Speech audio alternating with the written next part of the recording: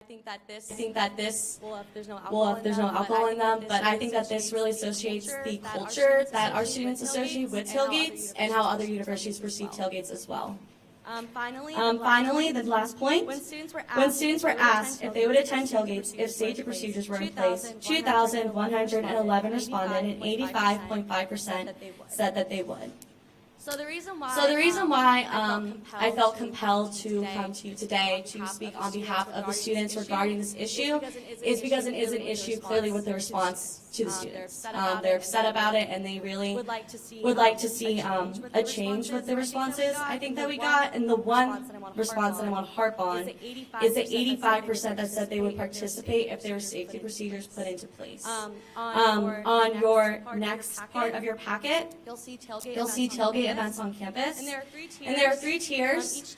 Each tier gets more strict on our ospreys to see if we could have tailgates back in Lot 18. I'm just going to go over some of the general rules, and then we can discuss the tiers after my presentation if you would like. But the general rules is that Sunday through Friday, the no drinking signs in parking lots will remain on campus. But on Saturday, home game days only, there will be tailgates allowed in Lot 18, and those tailgates will have alcohol within them.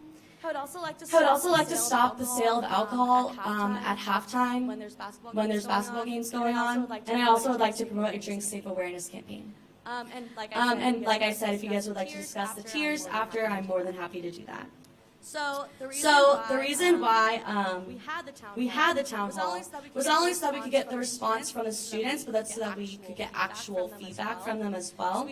So we had a comment card section, and in that section, students could write down their own thoughts, and I provided you all with a few appropriate student testimonials that I gathered from those responses. I broke them down in traditions and school spirit, potential dangers to our students, and other concerns. And I want to read a few to you that stuck out to me. For traditions and school spirit. Tailgates are traditions for sport events. They increase school spirit, and students want to support their teams in a fun way. It is also a stress reliever.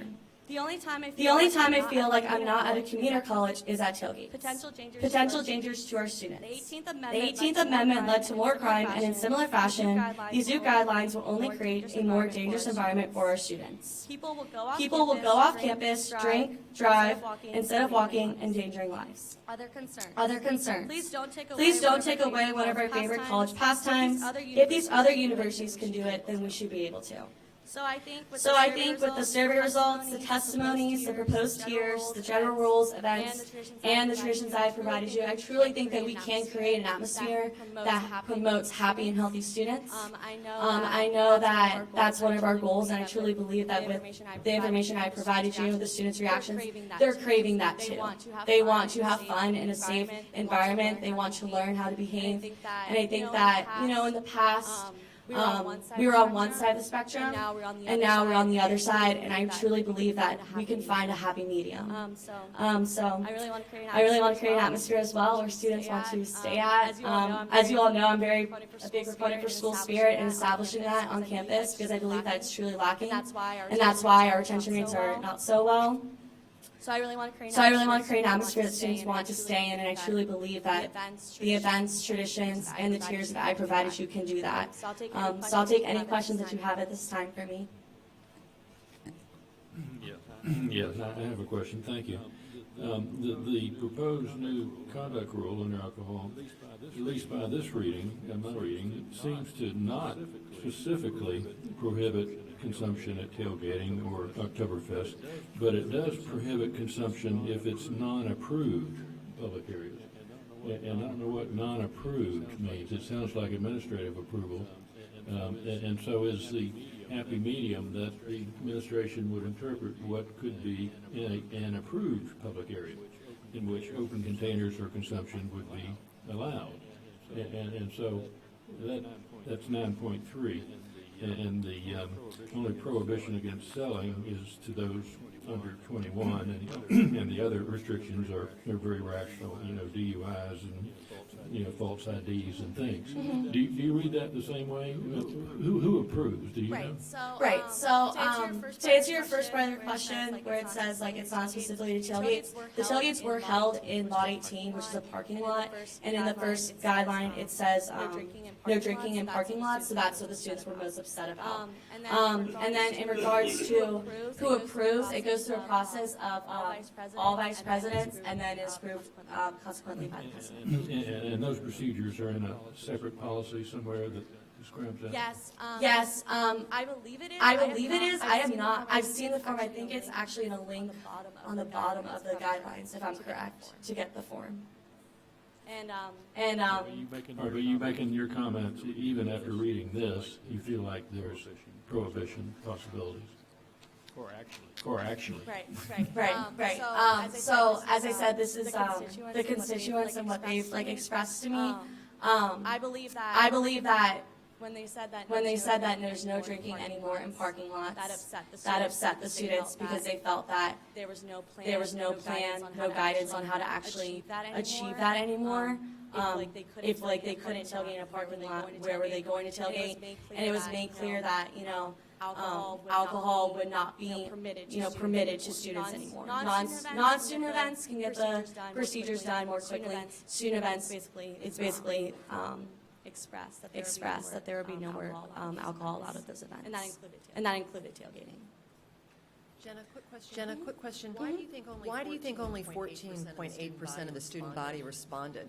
To the survey.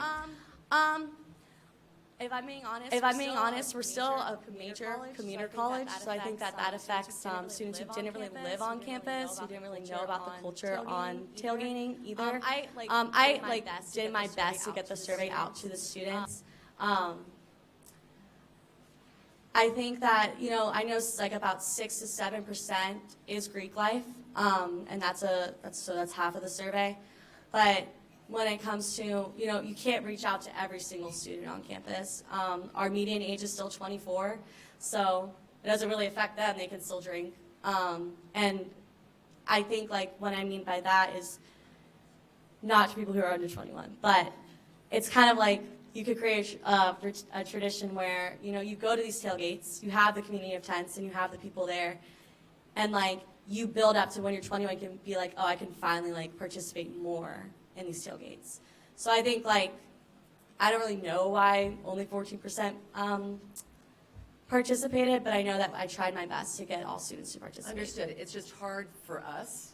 Yeah. Because if 80% of the silent majority don't jive with you all, we're kind of at a loss to understand those. Right, but I still think that the 14% matter because they're the ones that were like worried enough about it to like look for answers and to come ask me for support. Any other comments or questions? Okay, thanks, Jenna. Thank you. Okay, item 6. Back to Pam. So there are multiple handouts that we need to share.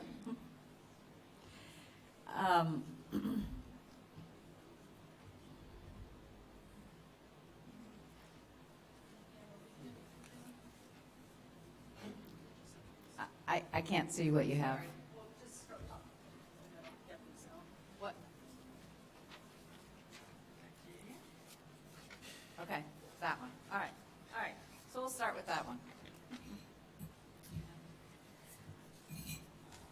So we're looking at the handout that has the metrics.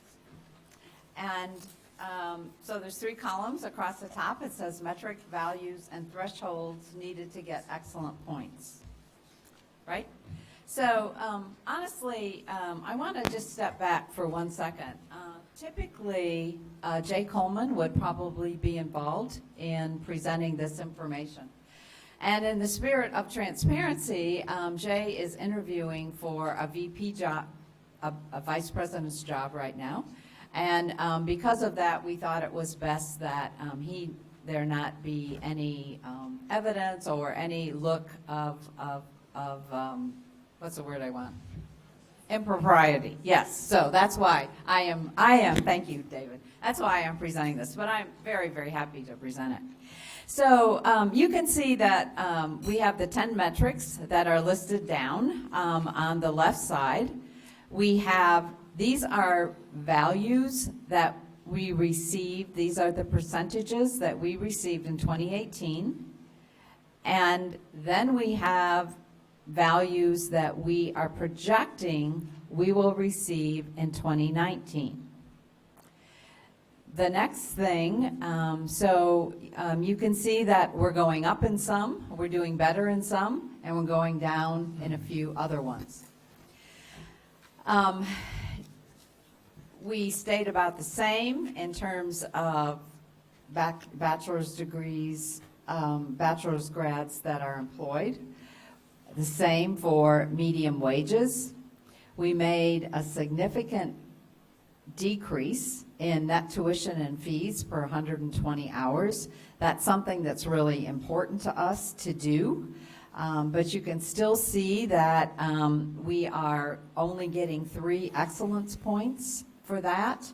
The rest of the points that we'll receive is because of improvement points. And as President Szymanski said, our goal is to be excellent, not to rely on improvement points. Pam, from a question, observation, I mean, where our blue boxes we have control over, but our relative position to the other universities, we don't, I guess. And so that's the real variable in here as to the opportunity and probability of achieving success. Question mark. I mean, you are so right, because if we moved all the way over to 18, 19, the points on the far right of the chart, you know, we actually improved by 10 points last year, and we believe that we're going to improve by, 11 points next year? That's a pretty good improvement. But relative to our peers, and we don't know what they're going to do. And they're way ahead of us, aren't they, President Szymanski? They're way ahead of us. Way ahead of us. Yes. So part of, is this on? Yeah. So part of the takeaway when sitting at the Board of Governors meeting is that, you know, we're still at the starting gate and they're on the backstretch. And so they're really well organized for it. They've been doing this for a long time. It's really a laser focus. And so we're not just going to try to catch up. We've got to figure out how to leapfrog. And I think the other point to bring out, Hands, is that when we talk about being a 10, it's about being a 10 plus, because these levels will change over time. You know, Florida State's, I think, at a 60% graduation rate, so they're off the charts. And so others are doing these things really well. So we're being ambitious with these things and really setting goals that go beyond this, because they'll start changing the levels pretty soon. Yeah, maybe because we're at the starting gate, we got more opportunity to improve more dramatically relatively, since there are, we're burning it out on the home stretch. Right. Yes, that's the hope. So, you know, it is kind of silly just to go through all of them. You can see, though, we did make a significant jump in 4-year graduation rates. But, oh my goodness, how sad is that? We're still not on the grid for an excellence point. We went from 33.7 to 38.4. That's a pretty good jump. But you have to be at 38.8 to get 1 excellence point. Academic progress rate. This was one that we tried, what I thought were some pretty creative activities to get students that had not registered for fall to register for fall. We went up from 77.5 to 78.2. And to get 1 excellence point, on this grid, you have to be at 78.8. Hey, we're doing great in strategic emphasis, bachelor's degrees in strategic emphasis. We don't want that one to slip at all. We have made, we went down a little bit in the Pell rate. You'll see a change in that next year, because we were very successful. We recruited almost 500 additional students who receive Pell Awards, but it's going to take a couple years for us to see the actual numbers, because these are determined from last year's numbers. So this is where we are right now. This is where we think we'll be in 2019. Your point, though, is where will the other ones be? And you're absolutely correct about that. Yeah, and there's a good footnote to it that we just discussed about us at the starting gate, too. The next sheet that we passed out looks like this, that you just got. This is what we have done within, not totally since President Szymanski came, but pretty close to it. Paul, you asked such a good question about, okay, are you really just looking at a few of the metrics? So this shows you what we're doing with all of the metrics. We have grouped a couple of them together. You know, I could talk at great length about the immediacy of our actions related to these metrics and what we're doing. I'm also cognizant of time. So what would you like? It's listed pretty succinctly, bullet after bullet after bullet. We are, as President Szymanski said, we are focusing most specifically on getting the net tuition and fees down. We've made some progress on that, but we're still behind the other universities. We are committed to the metrics 4 and 5, the 4-year graduation rate and the academic progress rate, which really is a reflection of staying from freshman to sophomore year. Pam, I think a lot of this may come back at our afternoon session. That's So great. in the interest of time, would anybody be opposed that we move on to the rest of the agenda and then can perhaps come back to these when we have more time? Great. Oh, wait, sorry. But, This one, yes. okay. Yeah. So, you know, the board has asked for a scorecard. And this is one of our attempts at a scorecard. Again, I need to give great credit to Jay, who's sitting in this room. This was built off an example from Tufts University that President Szymanski brought to us, I think, from the Harvard conference that you went to. So it's pretty self-explanatory if you look at it. The colors are quite telling in terms of if we've exceeded the 5 years. Black is lower or higher, depending on what's appropriate, but not. It's kind of in the middle, I guess you'd have to say, between the last 5 years. And if it's red, that is indicative of that the number is below any number that we've had in the last 5 years. You see there, it's real. There's some green, especially there's green in the FTEs by colleges, and certainly the overall enrollment. There's a lot of green. The College of Education is the one that has the red arrow. It has been a real challenge for the College of Education in terms of recruiting students. The Dean of the College of Ed, Diane Yendel-Hoppe, and I, she's not here today, she is at a conference in the Northeast. She and I talk about this every meeting, almost all meetings. She has some creative ideas that she's working on, but we have to figure out how to turn this around. Are there any on the second page? That is where we list a lot of the metrics under student success, and then the bottom part is about faculty and instruction and research. Our intention is that we would show you this scorecard on a regular basis. The truth of the matter is that some aspects of it are not going to change. FTEs are not going to change between October and November.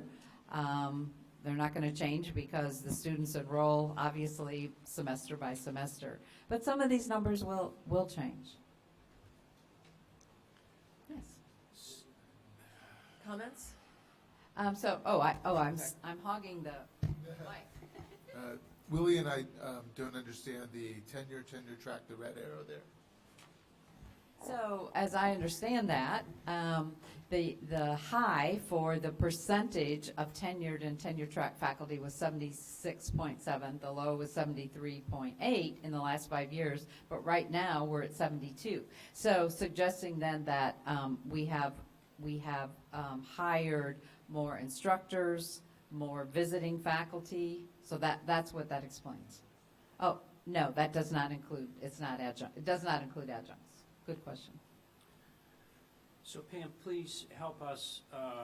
This is great, and I love the metrics in detail. It's a good start. We're getting there. It's better. But- Yeah, we're but getting could- there. Thank you, Dr. Coleman. Could you put this in context now? We have these sets of metrics. We looked at the performance metrics. We talked about the BOT strategic course, the 6 of those, the 4 on the strategic plan, et cetera, et cetera, et cetera. So No, wait, Just- this I'm isn't just- I'm fair. not- This is the complex problem that he's struggling with. I understand that. I understand Okay. that.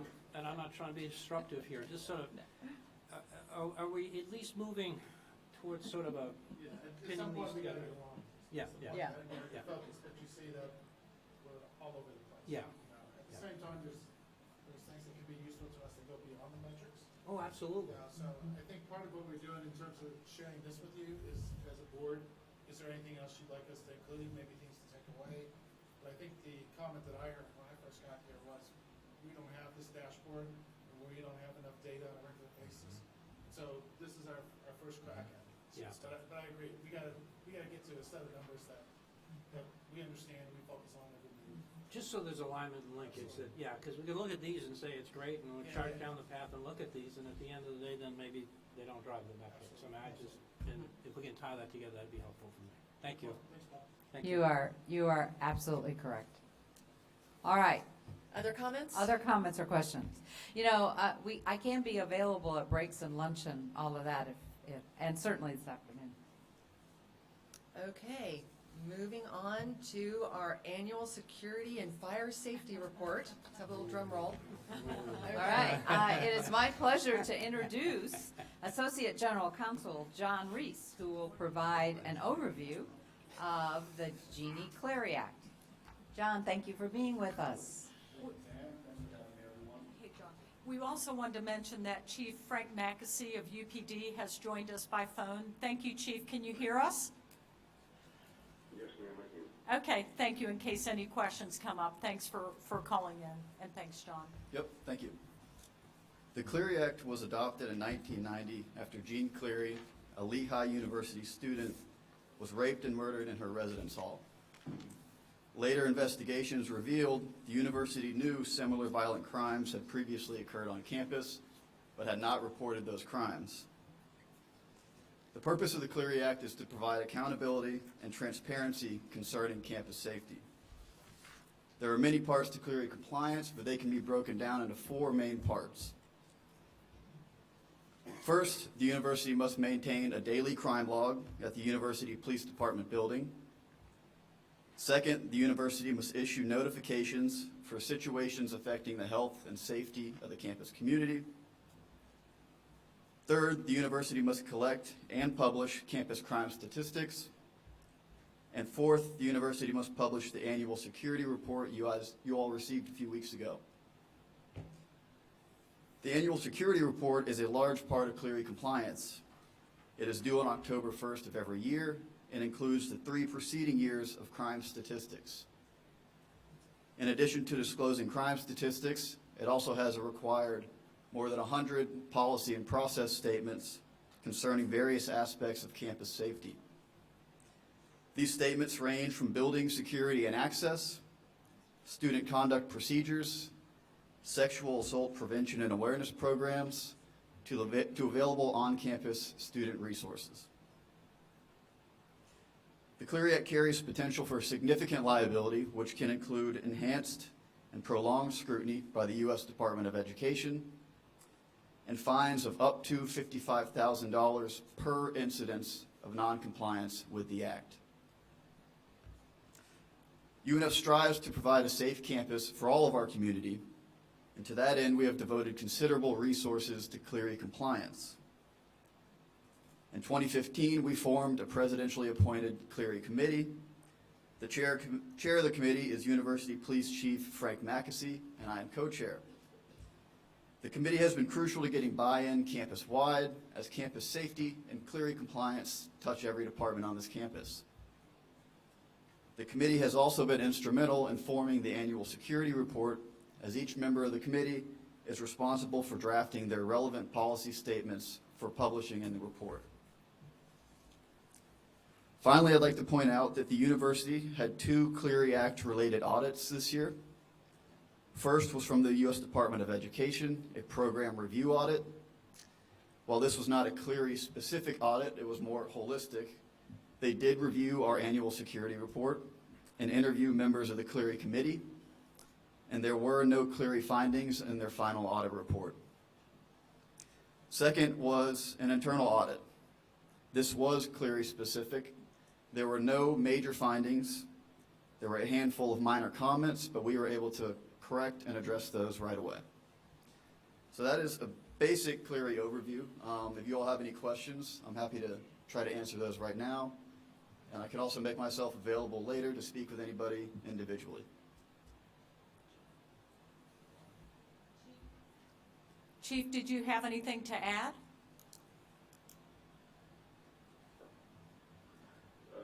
No, ma'am, John did a pretty good job of that. Okay. Thank you. Thank you, Frank. Just as a point of clarification, I think when I received the report and went through it, I didn't really understand that this is a checklist in terms of regulation. I was anticipating more of a, to use the president's wording, report of excellence, sort of a holistic look at health, safety, blah, blah, blah. This is really to check the boxes for a regulatory process. So, and I really appreciate you all being available when I add all those questions to have a conversation offline. So, if any other comments? Okay. Good. All right, thank you. Thank you. All right, we're moving on to, I know, textbooks. All right. So we have the opportunity to report to the state university system, to the Board of Governors, some information about our textbooks. And this report has been posted on the web. It's about 15 pages, maybe a little bit more, maybe a little bit less. But what I'd like to do is kind of break it down into 5 points. This is the second year we've been asked to do this report, and for the most part, this is data from 17-18, but there's a few places where we're asked to compare our performance to 16-17. The report is really for general education courses only. It is not for all courses that students take, but it's focusing on general education courses. And the report is based on bookstore data. That's really important to think about because we know that only at the most 50% of our students purchase their books from the bookstore. We think it may be even less, more like 35%. The next thing, this report really has provided us incentive, important to think about this, but incentive to look as closely as we can about textbook costs. Textbooks are just incredibly expensive. Some textbooks, hundreds of dollars, and yes, maybe they're big and fat, but really hundreds of dollars for some of these textbooks. And so we have thought more carefully about what we can do to decrease the cost of textbooks for our students. Another aspect of this report had to do with when we have multiple sections of general education courses. So this is a course that is part of general education and is is offered in multiple sections, so a lot of students enroll in this course. And one of the ways that we've learned that we can decrease textbook costs is if the instructors use the same textbook. I don't know exactly if we get a decrease in price because we're ordering more, but that's typically part of it. It also allows students, honestly, to share textbooks from, I took it last semester. You can now borrow my book for next semester. So we're working really hard for these Jenna, for actually all courses that have multiple sections, to encourage our faculty to use the same textbook. Another program that we've developed that I think is pretty unique, maybe it's uniquely UNF, I'm not sure about that, but it's definitely in the right direction.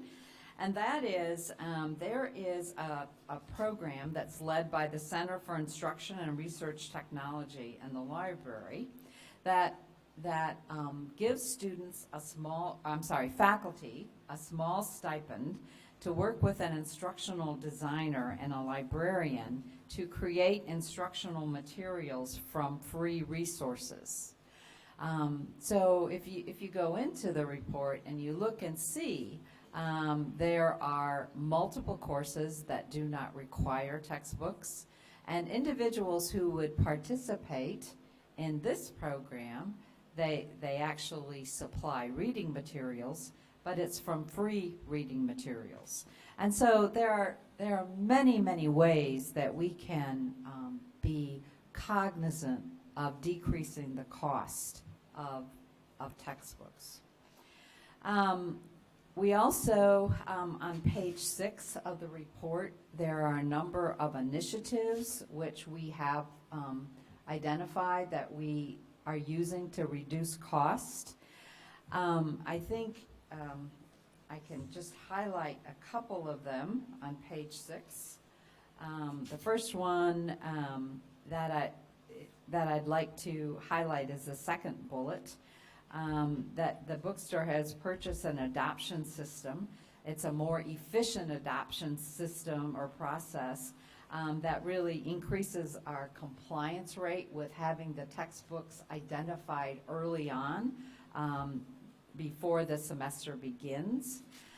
The third bullet, I think, is an important bullet also. The bookstore offers a price matching guarantee, so you can get competitive matches with Amazon and other campus competitors. And I think that the last one, again, I've already mentioned about the opportunities to work to identify some free materials. But another way that we're doing this is the university library, the one above that. The university library is exploring opportunities to purchase instructional materials that will actually be housed in the library that students can use instead of purchasing extremely expensive texts. So in a nutshell, that is what the report that is included in the report. It does need to be approved by the BOT, as that what we submitted it September 30th, knowing that our meeting wasn't until today. So we would either revise depending on your thoughts, or they know that we are waiting for your approval for it to be accepted by the Board of Governors. Do I have a motion to accept? David moved. I need a second. A second. All in favor? Aye. Aye. Opposed? Motion carries. Thank you all. Okay. Oh, sorry, I forgot to ask for discussion. Yes, Tom. So my daughter, I'll never forget this, her first day of high school, she left her book bag in the car, and I reached back to grab it, and it was so packed that I almost ripped my shoulder out of joint. And so my challenge to her was to invent the 8-pound backpack. That's what we called it. And so what she did is she bought an Apple tablet, and most of her textbooks, the thing that frustrated me at the university was that you'd buy this $200 book, and the professor would use literally 5 pages out of that book, and then you basically threw it away or sold it. And so her challenge, or my challenge to her, was create an 8-pound backpack, because that's the limits you would, don't pull your shoulder out of joint. And she did, and she was able to do that, and she was able to rent books online. And then if there is a community book, which there was, she could take pictures of the page that was being used in that lesson. So are we doing similar things here? Are we making sure the books are utilized well? So if the student does have to buy a $200 book, that entire book is used and not just 5 pages. And are we giving them the opportunity to rent books, and then also, if it's appropriate and legal, to be able to copy them when they're on file? Sure. There are copyright rules, of course, that we need to follow.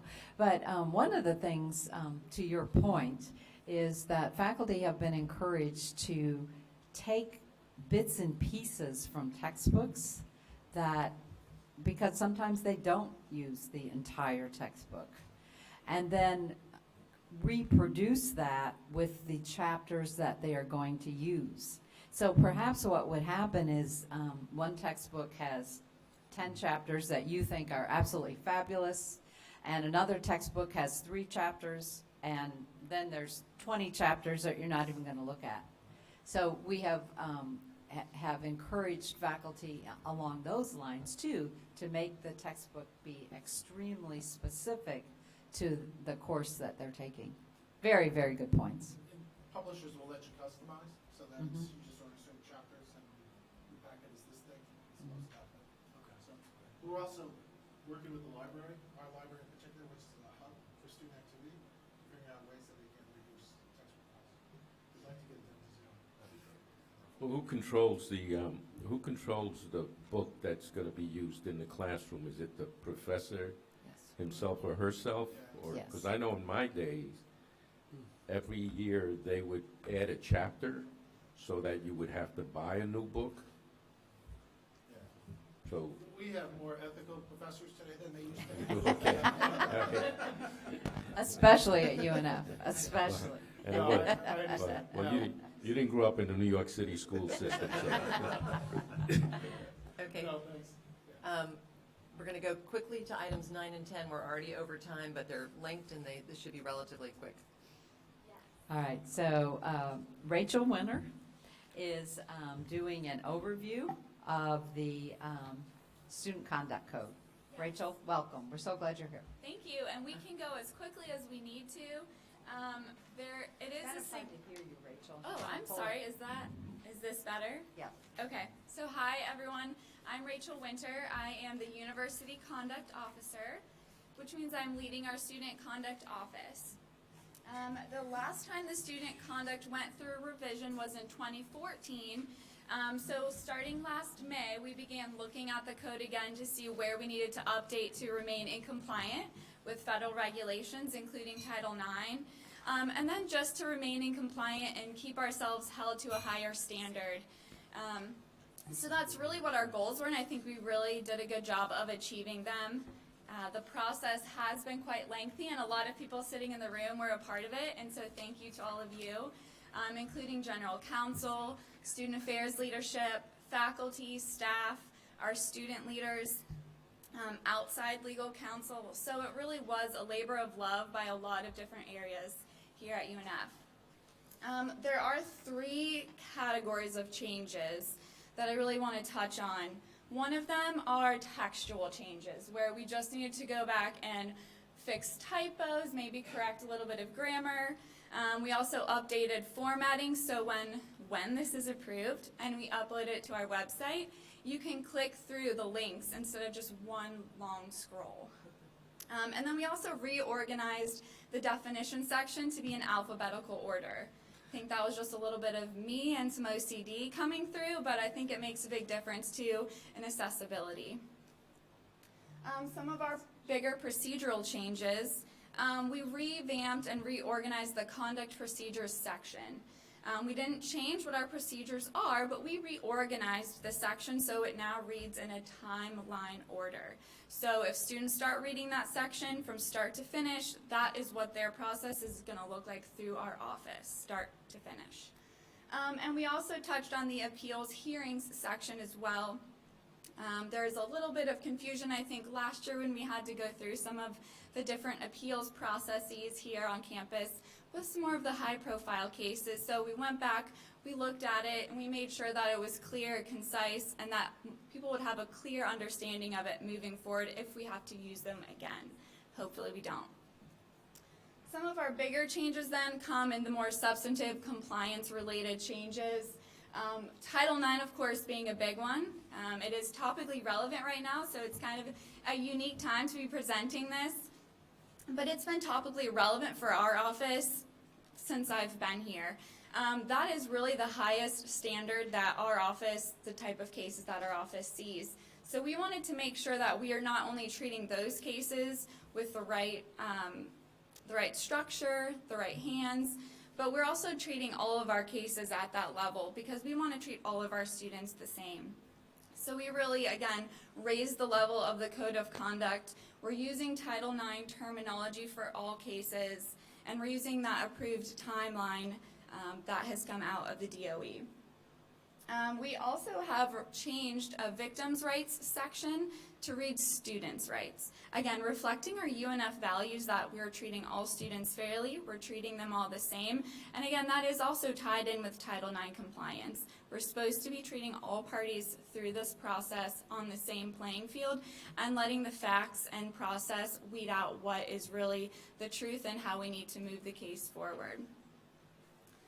Our interim measures section, you'll see a lot of differences here, but in reality, they are things that are already currently in practice. It's just expanding them in the written format so that students might be a little bit more on notice of what some interim measures could be. And those are only taking place from the time an incident might have occurred or it's brought to our attention through to the end of the conduct process. Those interim measures might remain as part of a final outcome of a case, but they might also go away based on the final outcome of a case. Our violations section also saw significant changes. Visually, I will say more than actual substantively. We did change our sexual misconduct section to mirror our sexual misconduct regulation here. And we made the charges actionable instead of kind of more vague.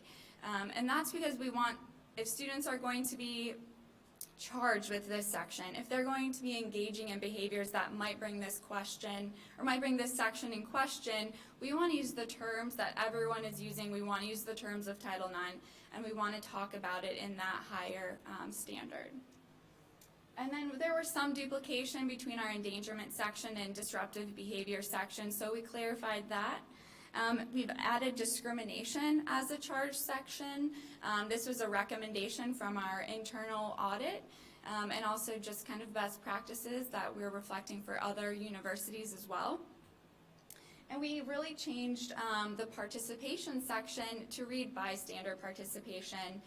This was actually a student suggestion. It's something that helped them better understand what this section actually means, and it reflects some of the goals and values we have here at UNF and what we're teaching our students during orientation, during safety presentations.